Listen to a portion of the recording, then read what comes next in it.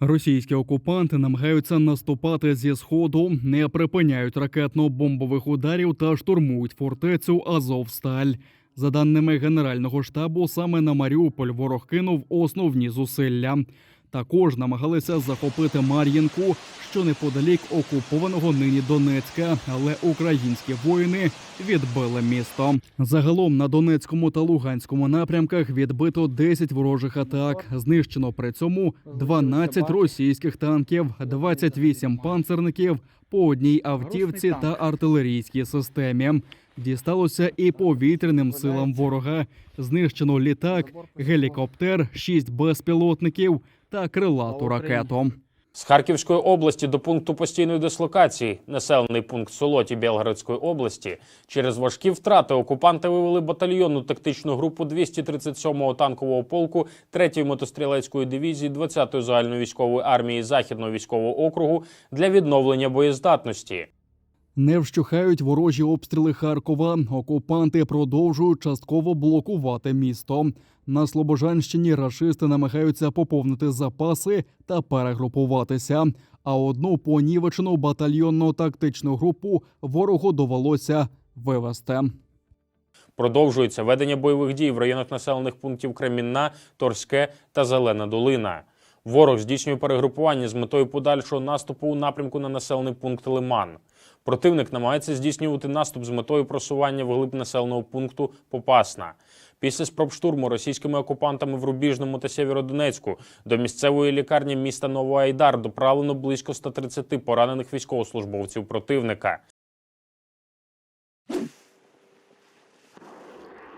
Нанесення ракетних ударів, ізоляція морського узбережжя України та розвідка. Цим займається корабельне угрупування рашистів у Чорному та Азовському морях, повідомив речник Міністерства оборони України Олександр Мотузяник. Раніше в оперативному командуванні «Південь» повідомили, що російські кораблі тримаються на відстані близько 200 кілометрів від українського узбережжя. На виконанні завдань в Чорному морі перебувають 4 носія ракет типу «Калібр». Їх сумарний ракетний залп наразі становить не менш як 28 ракет. У тимчасово окупованому Криму ворог ремонтує побиту боями техніку. Про це також повідомив речник Міноборони. Олександр Мотузяник зауважив, що окупанти перекидають техніку аж з центральної та східної Росії. А поруч із бойовими підрозділами ворога відзначається рух підрозділів матеріального забезпечення. І для швидкого повернення в стрій пошкодженого в боях озброєння та військової техніки на тимчасово окупованій території Криму противник розгорнув логістичний центр та польовий район її ремонту і відновлення. За даними нашої розвідки, на теперішній час там триває ремонт понад 70 одиниць бронетехніки і артилерійських систем. Прийнять бойовий рубіж!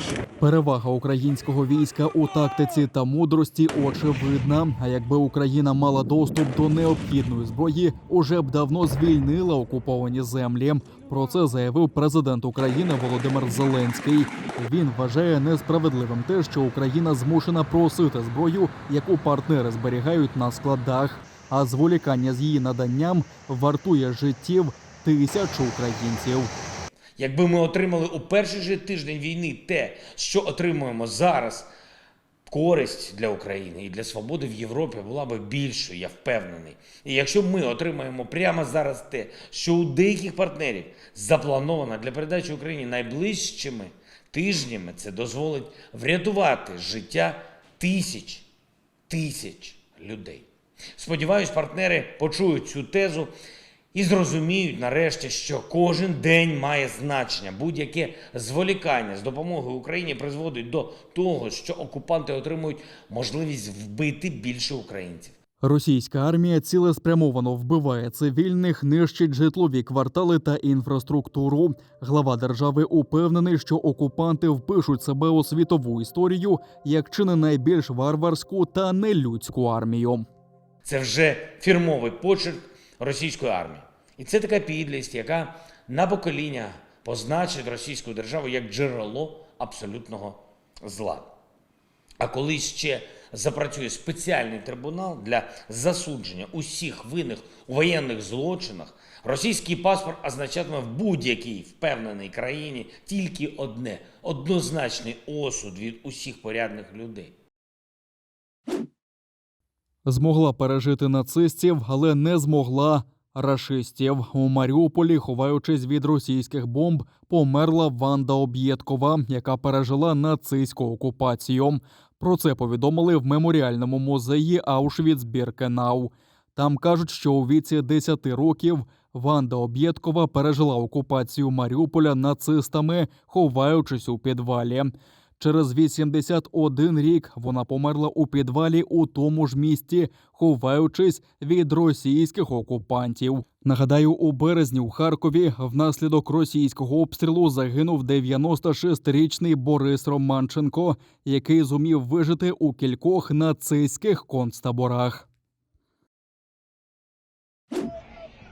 Ще один крок у намаганні знищити українців. Рашисти хочуть кинути у бій перед собою силоміць мобілізованих людей на окупованих територіях Херсонської та Запорізької областей, інформує Головне управління української розвідки.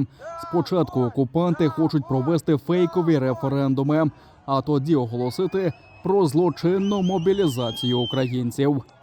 Після її проведення ФСБ РФ планує кинути мобілізованих українців на найгарячіші ділянки фронту на штурм позицій Збройних сил України під контролем загороджувальних загонів. Зазначена спецоперація переслідує наступні цілі: знищення представників українського етносу, проведення пропагандистських заходів з нав'язуванням населенню Росії та світу міфу про те, що звільнене від нацистів населення областей почало боротися з націоналістичними батальйонами.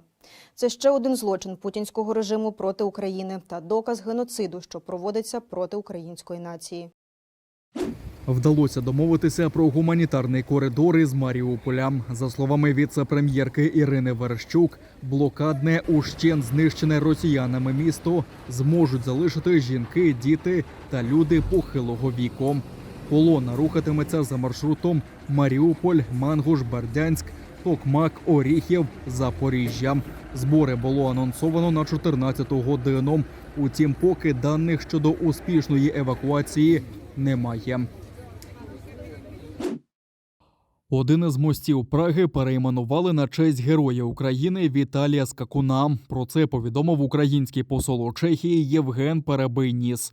Він зауважив, що іменем українського морпіха названо міст на вулиці українських героїв при в'їзді до російського посольства у Празі. Нагадаю, Віталій Скакун 24 лютого ціною власного життя підірвав міст у Генічеську, аби зупинити рух колони окупантів.